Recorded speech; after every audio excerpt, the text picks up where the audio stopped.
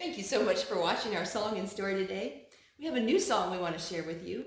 It's called Every Day with Jesus, and it's by Cynthia Costin. Every day with Jesus is such a special thing.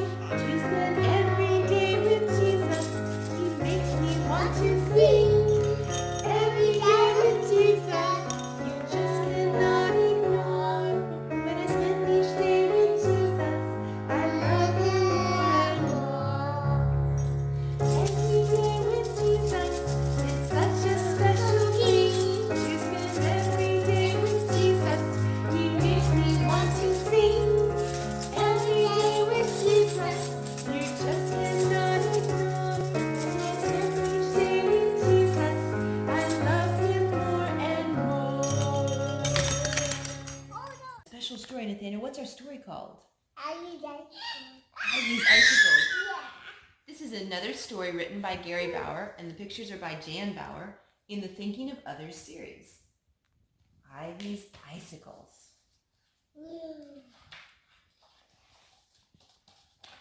And it's dedicated to the many warm-hearted people who have forgiven me through the years.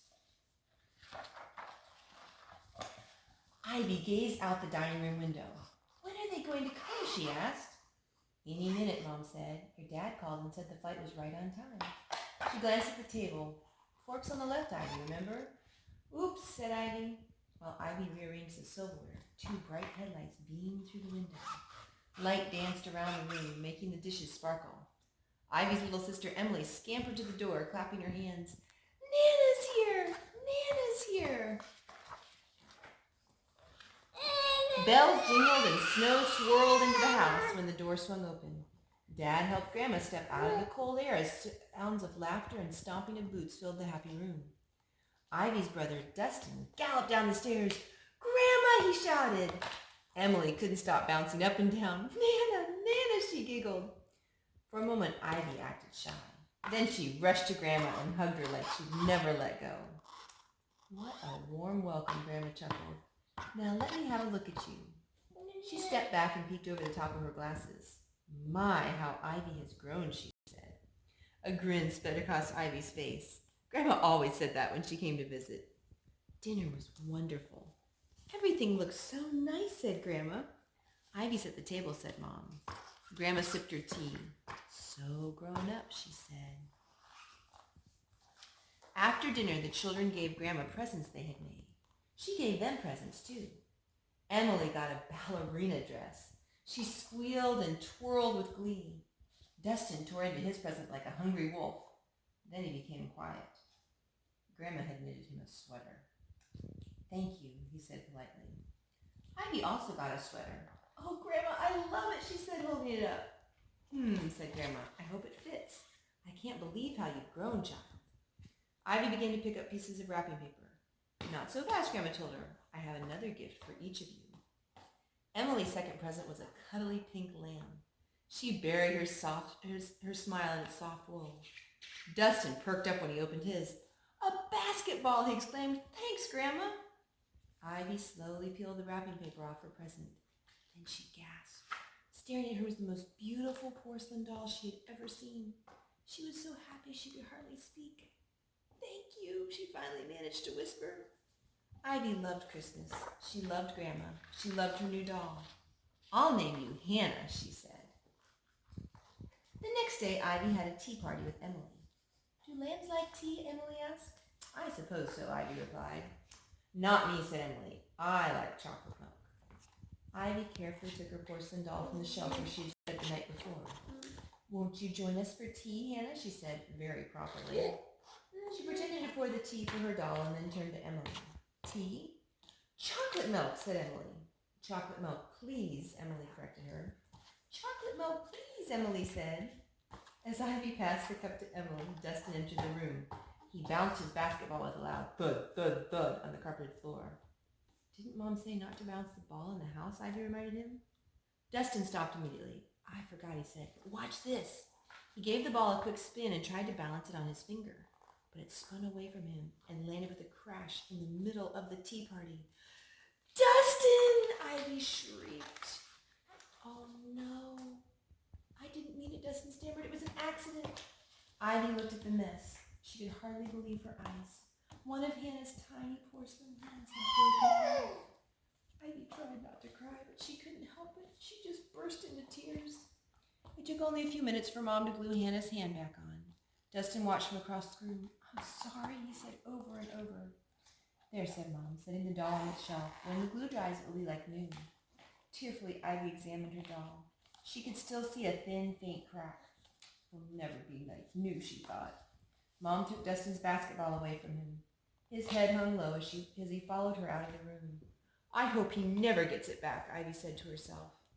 She felt miserable. How could he be so careless? Of course, Dustin didn't mean to break her doll, but he did break it, and saying he was sorry 100 times wasn't going to fix it. The more Ivy pouted about what Dustin had done, the more miserable she felt. That afternoon, Ivy and her friends Megan and Jenna made a snowman in Ivy's yard. Nearby, Dustin and his friends Aaron and Wyatt threw snowballs at each other. "What should we use for the snowman's eyes?" Ivy asked. "How about these?" said Megan. She twisted 2 pine cones into the snowman's face. "We could give him a pine cone mouth too," said Ivy. "And buttons," said Jenna. "What can we use for his nose?" "Maybe a carrot," Megan suggested. Ivy looked up at her house. "Or an icicle," she said. All the girls looked up. Long, slender icicles hung from the edge of the roof. "They're awfully high," Jenna said. "I don't think we can reach them." "Maybe the boys can," said Megan. Ivy scowled. "I don't want Dustin to come near my snowman," she said coldly. "He ruins everything." But the girls couldn't get the icicles to fall, so Dustin, Aaron, and Wyatt came over to help. Dustin knocked one down with a snowball on his first try. "Thank you," said Megan and Jenna. Ivy didn't say anything. She wouldn't even look at her brother. The sun sank slowly behind a hill, and one by one the children said, "Goodbye." Little stars speckled the darkening sky as Ivy trudged through the deep snow to her front porch. The wintry evening felt so peaceful that she didn't feel like going inside yet. Besides, she thought, Dustin's in there. The snowman caught her eye. Its long, icy nose pointed straight at her. It looked yummy. She plucked the icicle from the snowman's face and sucked on the end of it. It felt cold against her lips. Suddenly, Ivy felt cold all over. She shivered. She noticed the shimmering white Christmas lights that wrapped around a pine tree by the porch. Their soft glow made her feel warmer. For a long time, she just looked at the lights and thought. She thought about Christmas and Grandma. She thought about how much she liked her presents, especially her doll. Then she thought about what Dustin had done. She shivered again.